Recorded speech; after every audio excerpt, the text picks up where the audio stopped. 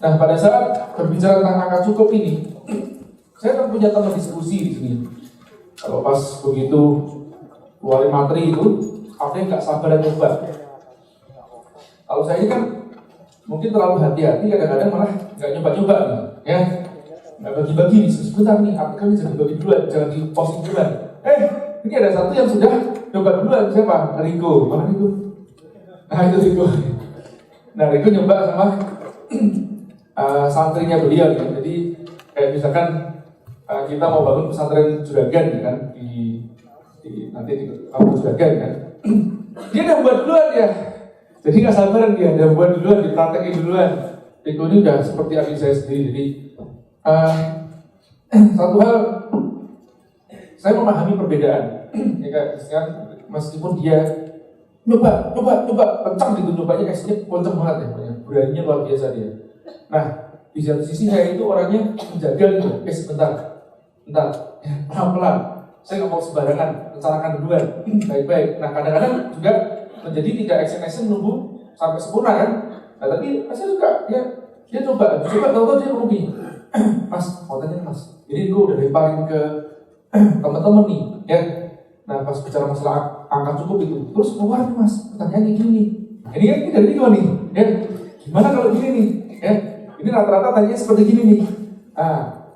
Angka cukup disuruh hitung nih. Terus mereka bilang ini nih, gimana kalau uang saku, ya dirinci nih, uang saku ke orang tua, kan juga penting tuh, ya. Tabungan pernikahan penting, cicilan rumah, cicilan kendaraan, cicilan hutang, ya, tabungan haji, dirinci semuanya nih. Jadi akhirnya ujung-ujungnya berapa juta kayak gini nih, ya enggak? Betul? Ya. Nah, jadi terus itu tanya gimana menurut Mas? Iya, ini mah bukan cukup nih, mah ini lebih nih, ya. Jadi kalau kita ngitungnya seperti gini, ini nggak pernah cukup-cukupnya kita. Kalau nggak pernah cukup, nggak pernah syukurnya kita. Jadi lebih nih, ya. Nah ini jadi ini bukan angka cukup lagi, ini jadi angka lebih kan begitu. Nah, jadi pertanyaan buat saya juga, iya. Terus jawabannya apa kan gitu ya? Jadi saya suka kalau ada feedback seperti itu, saya cari lagi, ya. Terus saya ngecek sebenarnya kata cukup ini dari mana sih hitungnya kita ini kan, ya. Atau kalau misalkan saya jadi pemerintah itu, hitungnya angka cukup itu dari mana? Nah ternyata pemerintah itu sudah memperhatikan hal itu, ya. Mereka menyebut yang sebenarnya standar kebutuhan hidup layak, ya. Ternyata standar kebutuhan hidup layak itu, rinciannya itu banyak banget gitu. Makanan minuman 11 item, sandang 13 item, perumahan 26 item, pendidikan 2 item, kesehatan 5 item, transportasi 1 item, rekreasi tabungan. Ternyata sudah dihitung juga sama mereka 2 item. Ya, mau tahu nggak rinciannya? Ya, nah nanti lihat aja tuh keputusan Menteri Tenaga Kerja 13 tahun 2012. Oke lah, saya bocorin dikit ya. Nah, itu tuh ada beras sedang, ya kan? Nah, kualitas ini sedang 10 kg. Nah, ini ada yang per bulan, ada yang nanti ada hitungan per tahun atau per 24 bulan juga ada juga. Oke. Terus itu sudah dipikirkan nih, ya sumber protein, ya ini sudah diperhitungkan sama pemerintah. Daging, ikan segar, telur, kacang, tempe, tahu, dan semuanya ini sudah dihitung sama mereka nih, ya. Hebat ya pemerintah kita ya. Nah, ini ada nih. Coba perhatikan celana panjang, ya, rok. Berapa? 6 per 12 potong itu maksudnya 6. Iya, 6 per 12. 6 per 12 maksudnya itu gini. Itu 6. Ya. Bukan atau itu 6 per 12 maksudnya setahun. Setahun 6 potong. Ngerti ya? Yang dimaksud seperti itu. Nah, saya aja karena saya melihat, ternyata saya tidak hidup layak nih. Kenapa? Setahun saya sampai 6 celana saya belinya. Ya, wah ini sudah layak banget nih. Ya, ikat pinggang saya itu ini udah bertahun-tahun saya ganti nih. Ya, belum murah lagi belinya. Wah sih nggak layak nih. Ya karena begitu lihat aja, begitu sampai ke jam itu. Ya, ini jam saya. Ini dari tahun 2010 nih. Saya mau baca ini saya ngakak terus terang. Saya aku berarti benar, aku hidupku sudah tidak layak banget nih. Ya, coba lihat celana dalam saya masih ganti lah ya. Teman-teman udah sampai bolong-bolong juga, saya enggak. Terima ya. 10 tahun sekali. 10 tahun sekali ya ganti. Pas dijemur sama palunya minta ampun. Oke, yang apalagi coba lihat ini ada nggak? Jam belum ada ya? Belum nyampe ya? Belum nyampe. Oke, lanjut ya. Sajadah ada ya? Sajadah saya kalau ada bulan-bulan saya nggak pernah beli ya. Dikasih terus ya. Oke, perumahan ya. Jadi sudah komplit sebetulnya pemerintah kita itu memperhatikan. Sampai sendok garpu loh ya. Cairan aluminium itu ada plastik semuanya. Ya, komplit ya. Berarti kira-kira sebetulnya apa yang dituliskan oleh pemerintah itu sebenarnya sudah cukup atau enggak? 60 item loh, ya. Bahkan sampai deodorannya aja ada. Paham ya? Rekreasi pun juga sudah ada daerah sekitar. Ya, tabungan diperkirakan 2% dari nilai. Oke ya. Nah, buat saya sih sebetulnya sudah lebih dari cukup kan, benar nggak? Nah, cuman yang sering kenapa kita nggak pernah cukup? Gaji naik, kok bisa kebutuhan naik? Nah itu kebutuhan atau keinginan kan begitu? Ya nggak? Paham ya teman-teman? Nah ini tapi menarik juga nih. Begitu Riko sudah dilanjut seperti ini, dia sebarin lagi sama santrinya dia. Terus apa yang terjadi menarik banget? Ternyata santrinya malah ada yang mengembalikan, istilahnya tidak mau menerima gaji ya. Nah terus ada yang jadi angka cukupmu berapa sebulan? 200.000 ya Riko ya. Ya buat pulsa ya. Nah pulsa 200.000 buat pulsa. Ya itu aja. Tapi makan minum sudah ada semuanya ya. Makan minum, tempat tinggal kan sudah disediakan. Ya jadi dia menerapkan sistem karyawan kayak santri. Ya, ini menarik banget nih, makanya nanti perlu dikaji ya. Saya bilang sama Riko bagi yuk ke tempat kopi paper nanti kita buat materi ini yang organisasi bisnis yang berkah itu seperti apa. Ya, nah ini mungkin akan merombak pemikiran kita tentang suatu organisasi bisnis yang seolah-olah harus ada KPI yang jelas gitu kan. Nah, masuk di dalam ruangan ini, ya ini kamu adalah karyawan saya. Di luar ruangan kamu bukan karyawan saya. Apa yang terjadi di luar sana itu urusan kamu. Mau istrimu melahirkan atau apa itu bukan urusanku. Kamu kesusahan seperti apa itu bukan urusanku. Benar nggak? Sering terjadi seperti itu. Nah, makanya nggak beda kita sebetulnya sama kapitalis. Ya, kita sudah jadi kapitalis. Nanti kalau kita misalkan gini, cerita dikit nih, misalkan sama konsultan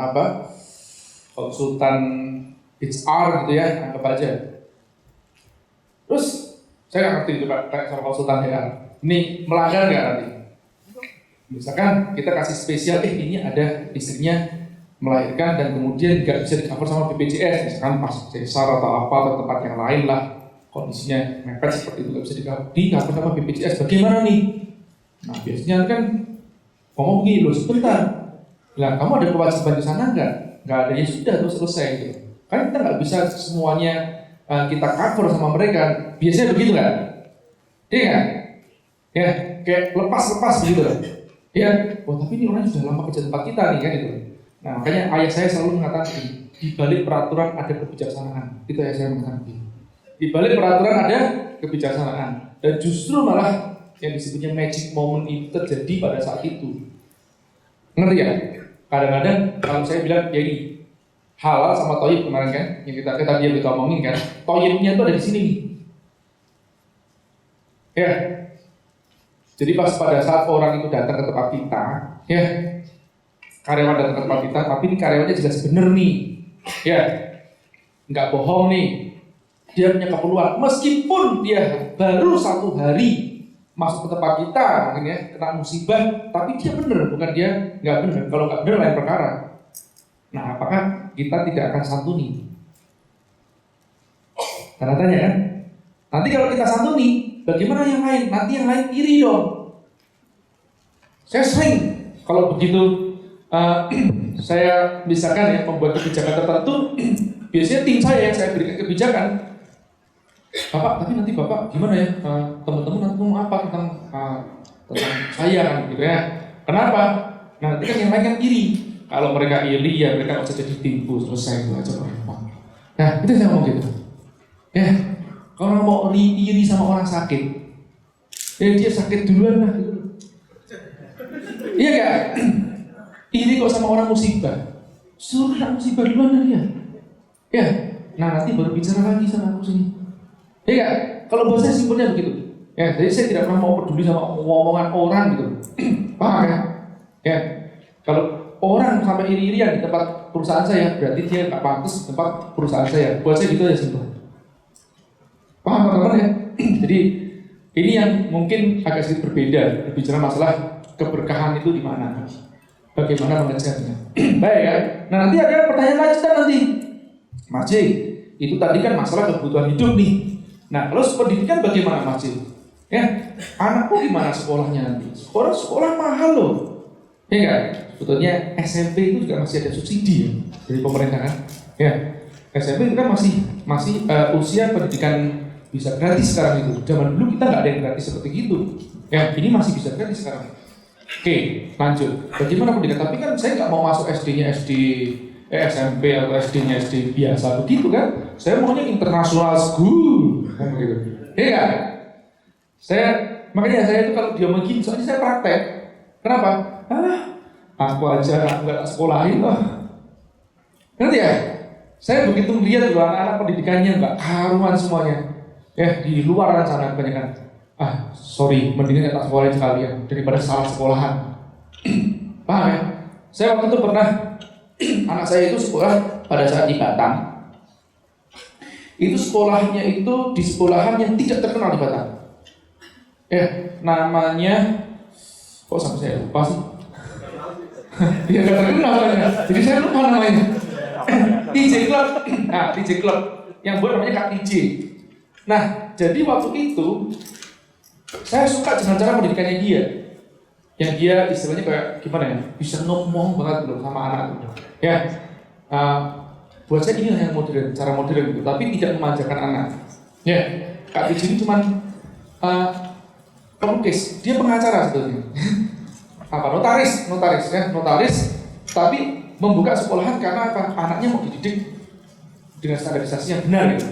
Ya, menurut kita nih benar. Nah, bukan seperti di luar sana. Terus dia membuat playgroup duluan, dari playgroup TK. Nah, kemudian dia nggak buat SD-nya. Terus saya bilang apa sama Kak DJ? Kak DJ, aku nggak daftarin anakku, nggak daftarin Aulia ke SD ya. Jadi pokoknya Aulia ke tempat Kak DJ aja. Kak DJ buat SD-nya. Waduh, Pak, jangan begitu Pak. Ini saya nggak punya siswa kan? Oh iya, biarkan Aulia jadi siswa Kak TJ pertama. Jadi anak saya itu 2 orang murid pertama di SD-nya TJ Club. Ya, jadi berapa tahun kemudian? 5-6 tahun kemudian, pokoknya setelah anaknya saya udah lulus SMP itu kan, pas saya main ke Batam lagi, ya, itu Kak TJ bilang gini, Pak J, boleh nggak kita makan sama-sama? Saya punya rumah makan nih, ya. Ayo J, sini sebentar icipin dong makanan saya, sekalian saya traktir Pak Jaya, saya mau ngobrol sama Pak Jaya. Terus udah, dia sama ada teman-teman yang lain, ngomong apa? Nah ini, saya cuma mau bilang ke Pak Jaya, terima kasih Pak Jaya, ya. Pak Jaya udah menjerumuskan saya buka sekolah SD. Itu kan Aulia 2 orang murid pertama. Ya, itu saya punya stres pada saat itu, malam hari itu. Kenapa? Saya pulang, saya bilang sama istri saya, itu ada orang tua gila bener ya, anaknya dipaksain masuk ke tempatku, ya kalau enggak buka SD, enggak akan sekolah. Wah itu saya stres banget itu. Ya, akhirnya saya paksain buka SD. Nah sekarang Pak Jaya, SD saya full. Dia bilang gitu, sekarang SD saya full. Ya, berapa 30 siswa atau 25 siswa per angkatan, ya, itu udah full semuanya. Ya, mungkin kalau nggak dipepetin waktu itu saya nggak buka SD. Jadi anak saya SD di tempatnya beliau itu cuma 2 tahun, nggak salah ya, setahun 2 tahun, terus pindah ke Jakarta. Nah pas pindah ke Jakarta, balik juga nih, saya melihat pendidikan begini aja simpel. Aura dari sekolahan itu sendiri itu secara kepolosan bagaimana. Ya, nah saya waktu itu melihat 3 hal. Ya, pertama saya lihat LS.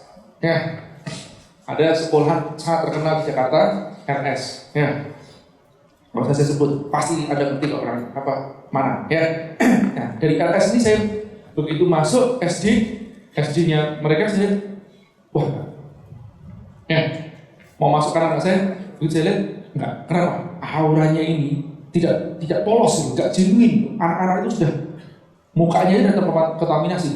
Ya, enggak saya. Saya lihat, wah enggak, ini enggak benar. Istilahnya kalau saya bilang saper, salah pergaulan.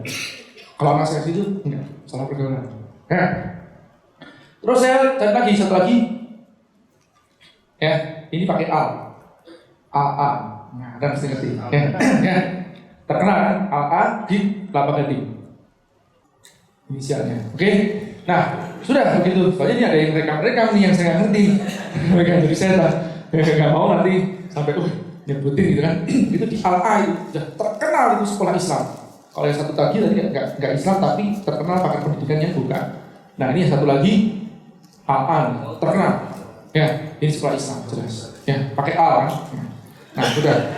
Saya masuk ke situ, melihat guru-gurunya. Wah, gurunya udah. Lihat apa? Gak mau saya. Saya nggak jadi daftar situ. Lanjut. Padahal anak saya udah dites nih. Ya, udah dites kalau masuk waktu itu di tes IQ 146 jelas masuk. Akselerasi bisa masuk juga. Ya, nggak masuk saya. Nggak mau. Terus pindah. Saya tanya sama teman saya, ada nggak sih sekolah Islam yang bener itu loh? Ya, aku nyari yang gede. Aku nyari yang bener. Ya, yang genuine kalau saya ngomong. Genuine. Orang-orangnya polos gitu. Pengajarnya polos, tulus. Terus teman saya bilang gini, ada J, kamu cari itu namanya SD Islam Tugasku. Ah sudah, saya cari itu di Pulau Mas, kecil SD-nya. Wah, datang saya ke sana.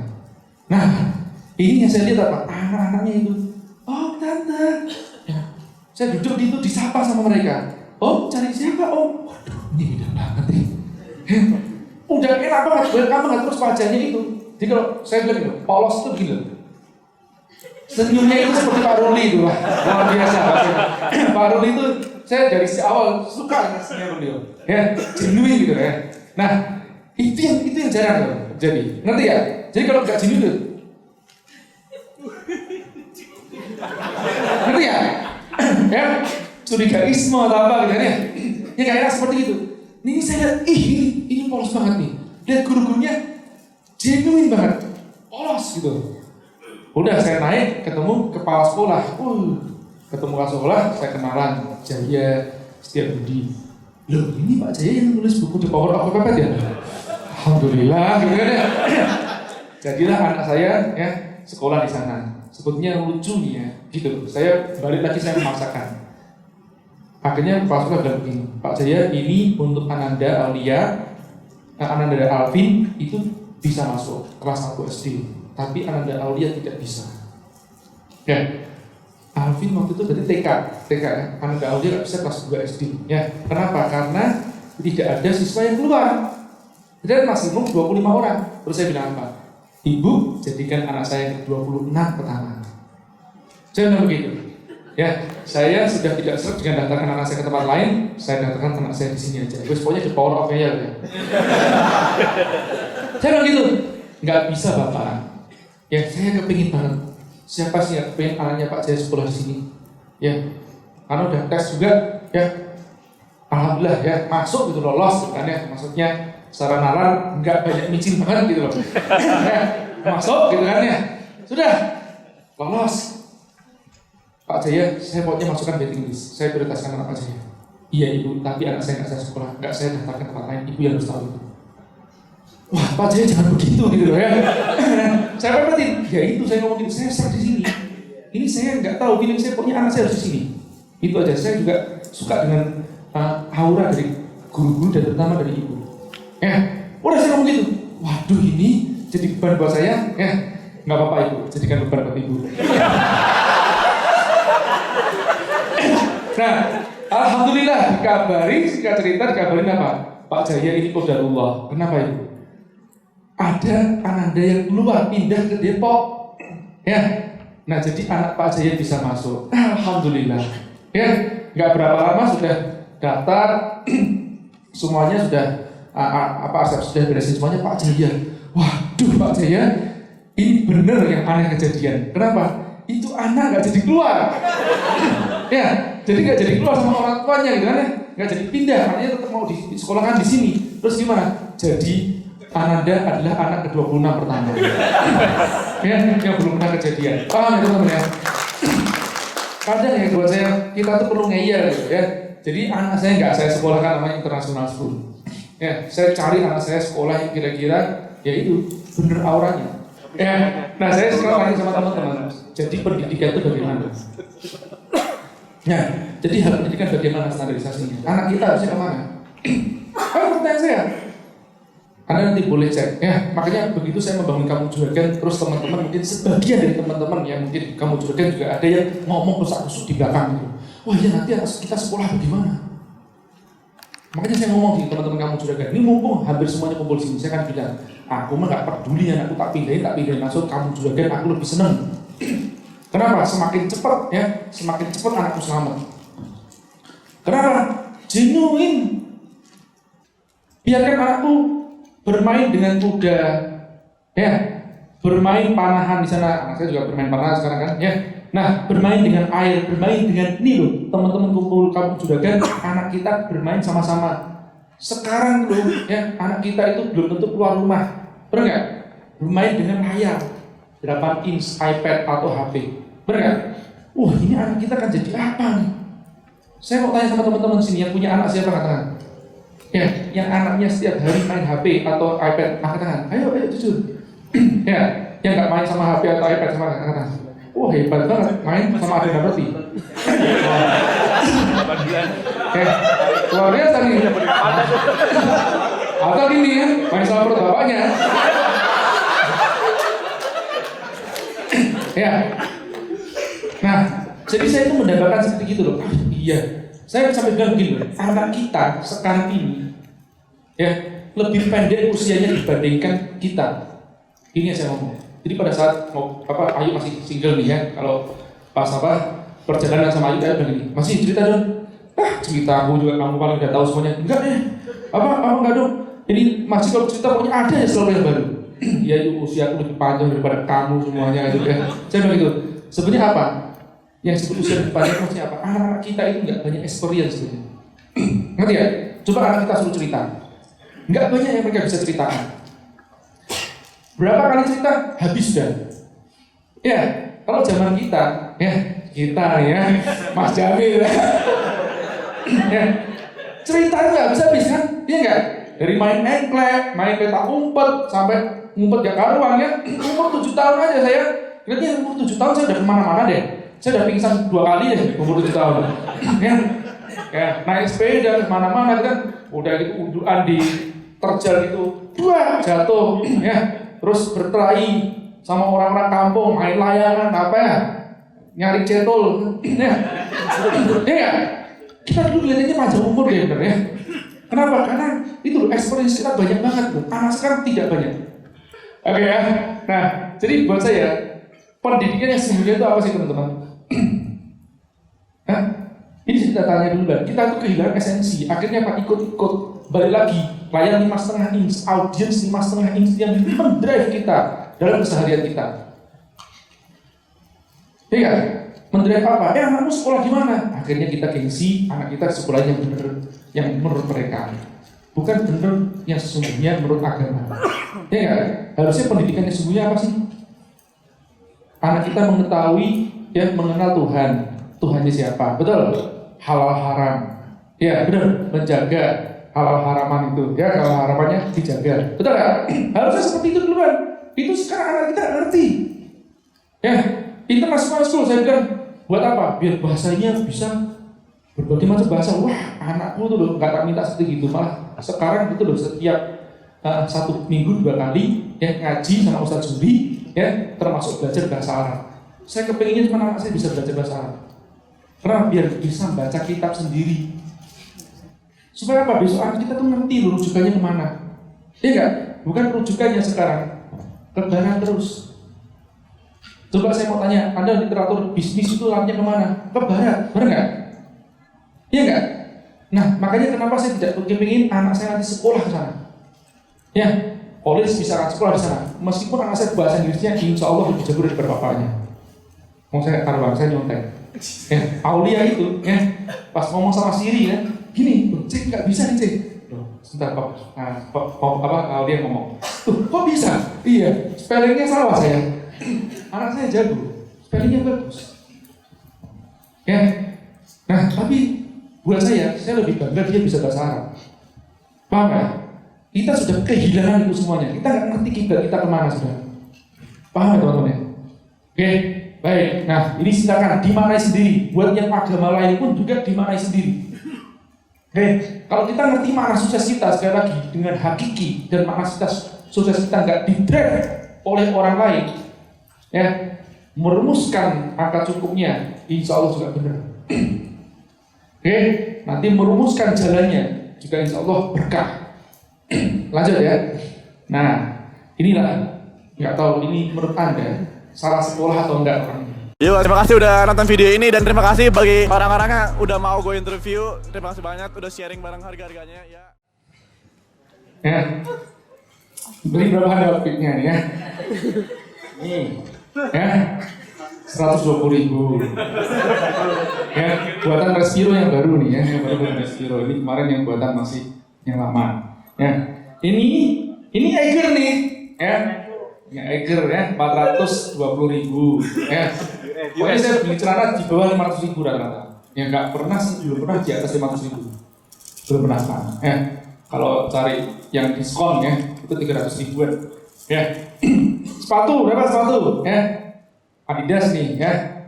Nah, tapi Adidas bisa ekspor 550.000. Ya, jam tangan nih 2010 sampai sekarang nggak ganti-ganti. 2011, 2010 gitu ya. 1,1 juta. Bolak-balik 4 kali ke outletnya. Sampai istri saya bilang gini, kamu duit punya, tapi beli kayak gini kok mikirnya 4 kali. Dia bilang gitu kan, mikirnya bolak-balik nggak dibeli. Ya, kalau makan traktir orang 1 hari 1 juta oke, kan gitu kan. Tapi beli kayak gini enggak. Ya, sampai sekarang. Kacamata, bukan gitu kan? Ini kita audit aja di bagian ini, berarti ini kan malaikat-malaikat nih ya. Nanti yang mau ngaudit gitu ya. Nah, di kacamata nih, ini kacamata, saya kacanya lebih mahal daripada lens ini yang frame-nya, ya, daripada matanya. Nah, kacanya ini karena memang buat anti UV ya. Jadi kacanya lebih mahal, 500-an misalnya kacanya. Tapi frame-nya ini sekitar 250 lah atau 300.000 ya frame-nya. Nah, soalnya saya pernah beli yang 125.000-an itu bolak-balik pasar Senen jadi patah terus. Ya, ini udah agak awet kan begini. Ya. Saya yang penting awet aja selesai. Oke, nah termos. Nggak usah diaudit ya. Nah, coba teman-teman lihat tadi. Saya juga bingung tuh. Kenapa mereka beli barang semahal itu? Sepatu 9 juta segala kan? Ya, udah gitu tampaknya kelihatan mahal lagi. Iya kan? Iya kan? Saya bingung. Nah, tapi ya alhamdulillah saya punya orang tua. Saya punya orang tua itu yang ngajarin saya sejak waktu masih SMP ya. Terlibat nih pertanyaan seperti gini sama orang tua saya, sama ayah saya, ini ayah saya. Nah, saya bilang gini, Pak, mau beli sepatu dong Pak, saya bilang begitu. Ya, kenapa sepatu rusak? Iya, jadi kalau dulu zaman dulu nih kita nih, sepatu tuh cuma punya satu, warna hitam. Karena kalau zaman dulu kan sekolah begitu kan, ya diwajibkan warna hitam kan. Jadi sepatunya warna hitam terus harus skate sekalian. Ya udah gitu. Jadi sepatunya cuma satu. Ganti itu paling ya belum tentu setahun sekali lah kita ganti. Ya, kita beli mainan zaman dulu juga, zaman saya itu beli mainan kalau pas ulang tahun doang. Tapi setiap kali ulang tahun mau beli mainan, dah ulang tahun dibawa ke namanya Hoya di Semarang. Hoya itu jualan mainan gitu kan. Nah udah mau tunjuk nih radio kontrol, enggak, beli yang belum jadi. Nah, kayak saya gitu. Tahu nggak? Beli yang belum jadi, Tamiya, ya. Terus Lego, terus yang pakai skru-skruan gitu. Nah, boleh, yang belum jadi. Pokoknya jangan beli barang jadi. Susah kan? Ya. Jadi kita nggak pernah punya namanya radio kontrol, kita nggak punya. Remote kontrol ada. Drone zaman sekarang ya drone ya. Dulu yang remote kontrol gitu enggak kan dulu. Paham ya? Nah, suatu saat tadi saya minta, Pak mau beli sepatu. Yaudah, kalau mau ganti, yaudah besok ke Batam. Ya, ke Batam. Ya, kalau saya dengar di sini masih ada yang pakai sepatu bata nggak? Hah? Oh Mas Jamil, wah ketahuan generasinya. Luar biasa Mas Jamil kan. Nah dulu, ya kan sudah mulai ada namanya Nike kan. Pak mau beli Nike dong. Terus saya beli. Kenapa harus Nike? Nah saya harus punya alasan tuh. Terus saya nyeplos, kan masih SMP ya. Iya kan keren Pak model-modelnya. Ya, yang penting keren atau yang penting kuat? Waduh susah. Ya itu juga keren juga kuat. Kan gengsi juga kan mereknya. Nah gengsi itu bukan di kakimu ya. Gengsi itu di sinimu, di sini. Itu ya saya bilang. Ya, di sini maksudnya apa? Ini otakmu loh dipakai. Ya, ini loh hatimu loh. Ya, berbuat baik sama orang itu kamu gengsi. Itu ayah saya bilang begitu. Dan ayah saya megang hal itu. Dan sepatu belinya di Batam. Ballpoint, ya, ayah saya kan dulu kerja di bank, ya, manajer bank, ya. Ballpoint di 4 warna. Di 4 warna sampai bawahannya kan sering tanya, Pak Untung, kok manajer kok ballpointnya kok big gitu? Ya, parker gitu kan. Nah, terus ayah saya begini, ini fungsional kok, 4 warna kok. Parker cuma 1 warna tok buat apa? Kan ini sama-sama lancar juga kok. Nah, gitu kan? Ya, akhirnya pada saat ayah saya itu resign dari mana? Dari perbankan kan? Itu ayah saya dikasih hadiah pulpen Parker sama karyawannya. Ya, dan dipakai sampai rusak. Ya, saya ingat banget sampai gombal-gombal gitu. Ya, itu ayah saya. Ya, dan ayah saya tidak meninggalkan sesen pun warisan pada saat meninggal. Kita teman-teman tinggal dapat warisan dari orang tua, ayah saya tidak meninggalkan sesen pun warisan. Alhamdulillah. Ya, oke, kita nonton video aja yang terakhir.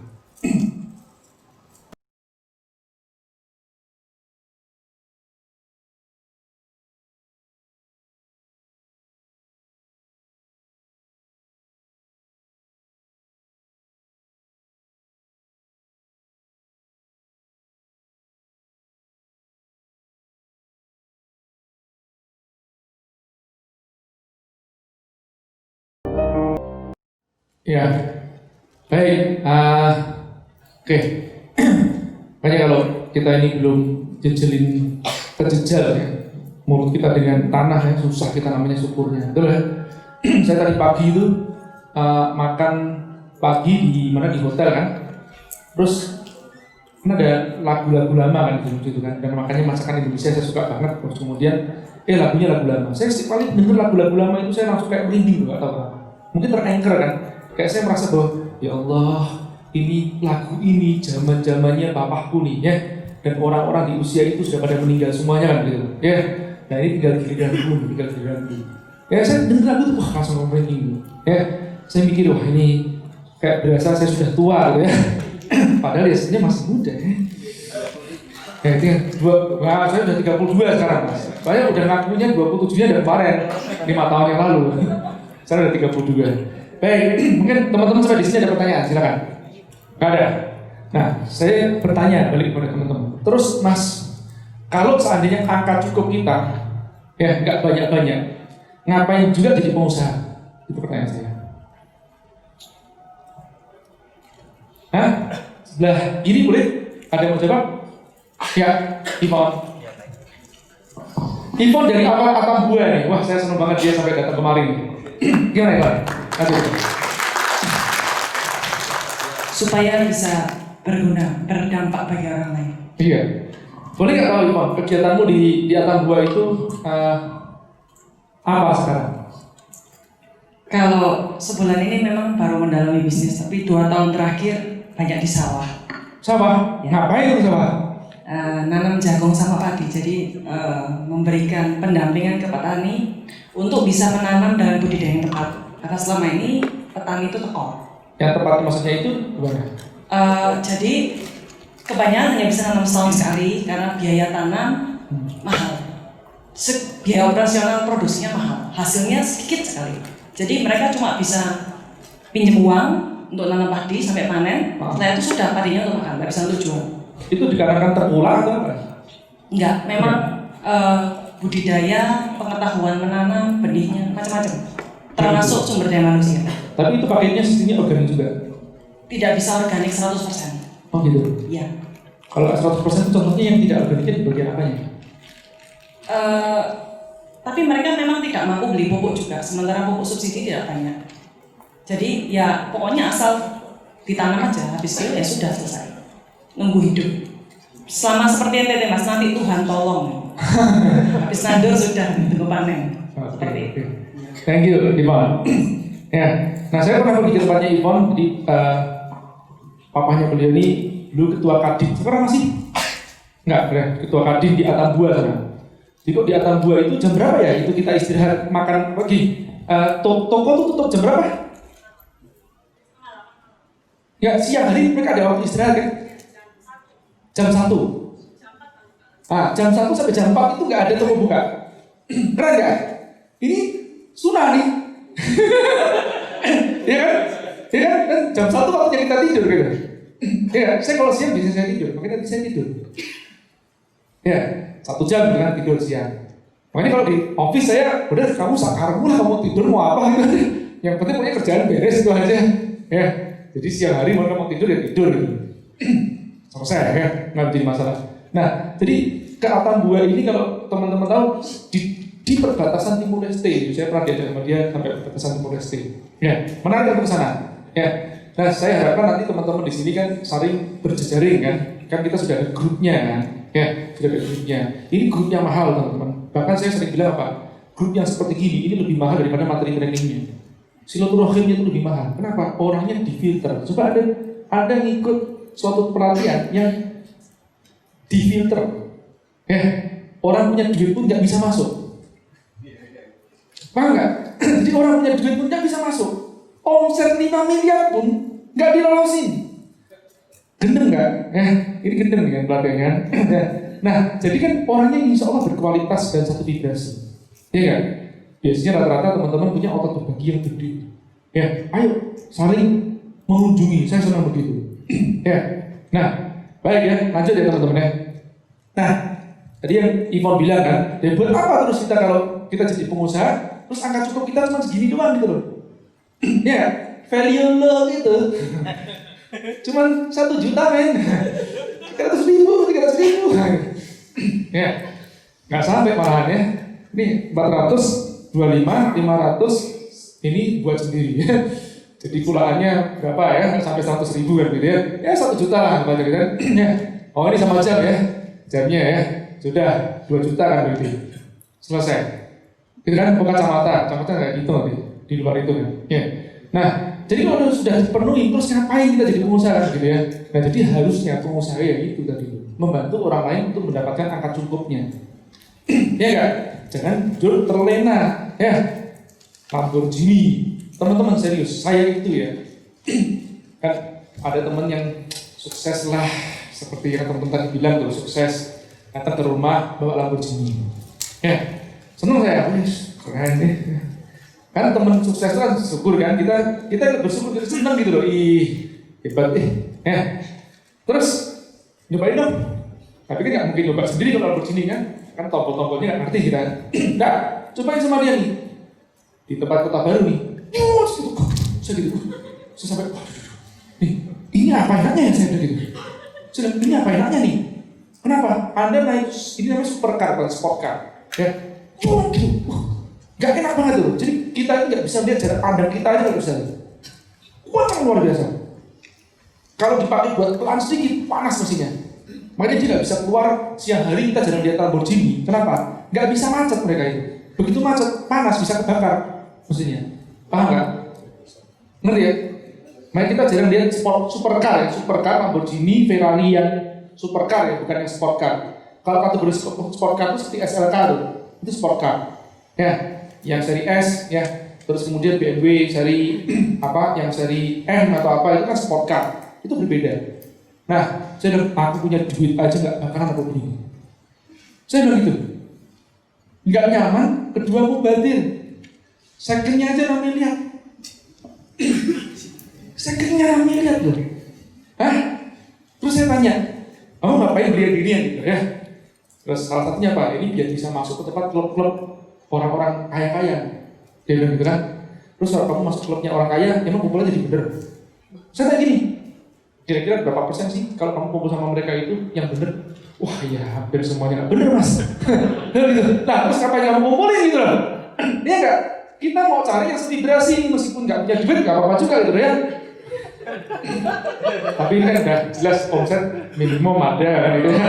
Nah kan soleh lagi soleh gitu ya, amin gitu ya. Nah tapi itu kumpul ya orang yang bener. Gimana loh? Ya saya kira ya dia bilang networking. Biar apa? Biar bisnisnya semakin melejit. Ya, tapi kalau sudah orang yang nggak benar, ya kira-kira networkingnya seperti apa? Anda bisa lihat sendiri. Ya, biasanya orang seperti gini nanti apa? Nggak ada puasnya, nggak ada cukupnya. Nambah lagi, mobilnya semakin tambah. Terus saya sekarang koleksi supercarnya dia 2 setahu saya.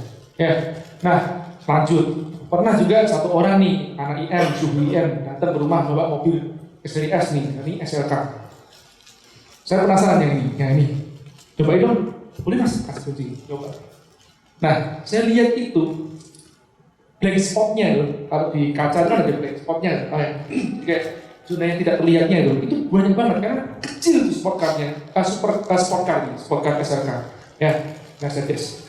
Wah, nggak ngerti, aku takut banget bawa mobil. Kenapa? Karena banyak blank spotnya, takut kita nanti nabrak orang gitu. Ya, jadi mundur atau apa nih harus ekstra hati-hati banget. Spionnya kecil-kecil semuanya. Ya, saya bilang kalau aku punya duit pun nggak tak beli yang ini. Meskipun itu cuma ya 2,5 miliaran ya. Kalau baru, kalau second ya paling 1 sekian miliar, 1,2 miliar dapat lah. Tapi kalau saya daripada beli itu ya saya mendingan beli seri E paling ya udah nyaman, ya enak, bukan karena gengsinya. Paham ya? Nah, coba ya kita bilang bahwa beli Mercy berarti nggak boleh dong mas. Saya nggak mengatakan tidak boleh. Beli apa nggak boleh dong? Enggak. Kemarin guru kita barusan ulang tahun. Ya, Abi Umidin barusan ulang tahun. Dan murid-muridnya mungkin termasuk dari teman-teman yayasan memberikan hadiah kepada beliau. Diberikan Velfire meskipun second ya, Velfire ya. Tahu kan Velfire yang Alphard ya, jenis Alphard seperti itu. Nah, diberikan seperti itu. Buat saya itu bermanfaat buat beliau karena beliau mobilitasnya tinggi banget. Setiap minggu 25 tahun, selama 25 tahun tidak absen kecuali mungkin sakit ya, pergi dari Pujon ke Surabaya. Pujon ke Surabaya setiap Kamis mengajar kita di Surabaya. Minggunya atau Senin pagi balik ke Pujon lagi. Yang perjalanannya sekitar 5-6 jam. Ya, pantas kalau beliau diberikan mobil seperti itu. Betul ya. Ini pun juga jadi pertanyaan kemarin sama kawan-kawan, kita lihat videonya ya pada saat Abi itu mendoakan mobilnya kan ya, dipegang gitu. Kita kayak ternyuh banget. Ya. Sampai saya menanyakan sama teman-teman. Berarti kan teman-teman, yang ini kan Abi dikasih hadiah. Apakah tangan di atas lebih bagus daripada tangan di bawah? Pertanyaan saya begitu. Apakah yang menerima, yang memberikan lebih mulia daripada yang menerima? Saya tanya begitu teman-teman. Karena selama ini kita salah kaprah, seolah-olah kita itu, ya, pasangan kita di atas, kita yang ngasih. Ini lebih mulia nih. Ya, enggak. Kita cuma dikasih kesempatan, dimuliakan oleh Allah untuk jadi jembatannya doang. Ngerti ya? Bukan kita yang ngasih. Nah, kalau seandainya itu ya, anggap aja Velfire itu hadiah dari saya kepada Abi Ikhya, saya tidak akan pernah merasa mulia, lebih mulia daripada beliau. Nggak pernah. Oh jangan kan begitu teman-teman. Ini saya kasih tahu, saya bilang sama Naja. Naja ini kontak Abi Ikhya secara langsung. Naja kenal Abi Ikhya dari saya. Saya nggak pernah kontak Abi Ikhya secara langsung. Dan tidak pernah meminta nomor HP-nya Abi Ikhya. Jadi pada saat saya minta Ustadz Juri mau izin, boleh nggak Ustadz Juri tugasnya dakwahnya di tempat saya aja. Setelah pulang dari Abu Yazid Ahmad di Mekah 10 tahun di sana, saya minta beliau, terus Ustadz Juri bilang gini, Mas saya nggak bisa memutuskan, saya mintanya ke Abi Ikhya aja. Kalau Abi menugaskan saya berangkat. Itu Ustadz Juri, itu khidmatnya beliau ya. siap. Nah, saya tidak akan saya namanya telepon Abi Ihya secara langsung terus minta, Pak Abi boleh nggak gitu, nggak. Ada kan, kita malu banget. Saking malunya itu apa? Saya minta tolong sama santrinya beliau yang bertugas di Pujon, kemudian Ustaz mau izin boleh atur waktu nggak saya kesana? Ya, udah saya kesana terus minta pada Abi Ihya untuk Ustaz Juri ditugaskan. Udah baru telepon oleh Abi Ihya ditugaskan. Mungkin bagi generasi now ya itu kayak dia Mas kok ribet banget sih Mas. Nah itulah adab. Ya kan? Jadi saya tidak pernah merasa mulia, gitu. Lebih mulia jauh nggak pernah. Ya, meskipun mungkin apa itu atau file-file itu yang saya berikan pun saya nggak akan pernah merasa lebih mulia. Mau saya itu kalau di depannya Abi ya itu mengker. Oh ya, sampai Ayu aja ngeliat kan. Kenapa? Iya, belum pernah lihat masjid segitunya sama orang. Ya, kalau saya sama ya insya Allah sama menteri ngomong biasa. Ya, ketua MPR biasa-biasa aja.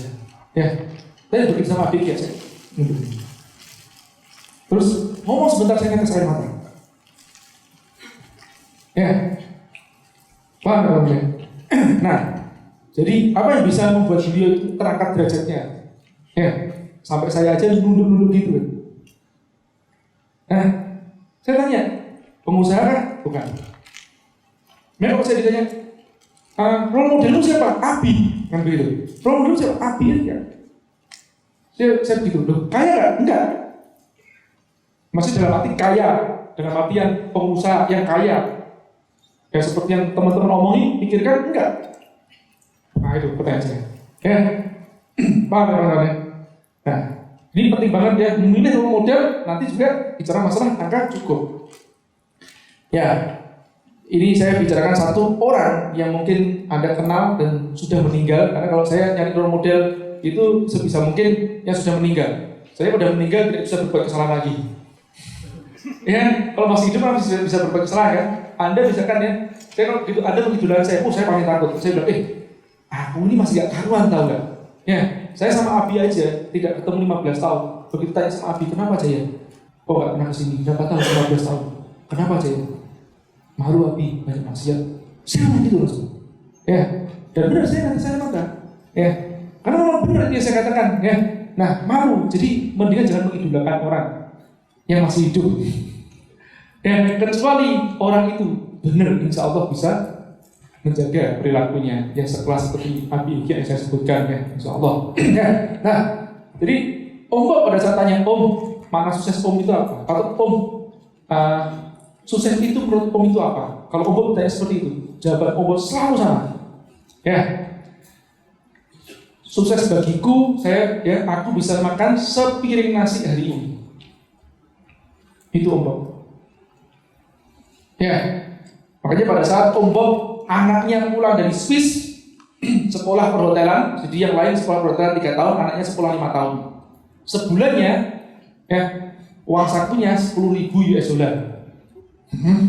Kebutuhan uang sakunya ada 2 anak, jadi 20.000 US dollar di Swiss. Ya, 5 tahun baru lulus. Pulang ke Indonesia, jualan pecel lele di pinggir jalan. Terus Om Bob bilang apa? Aku bangga aku jualan pecel lele di pinggir jalan.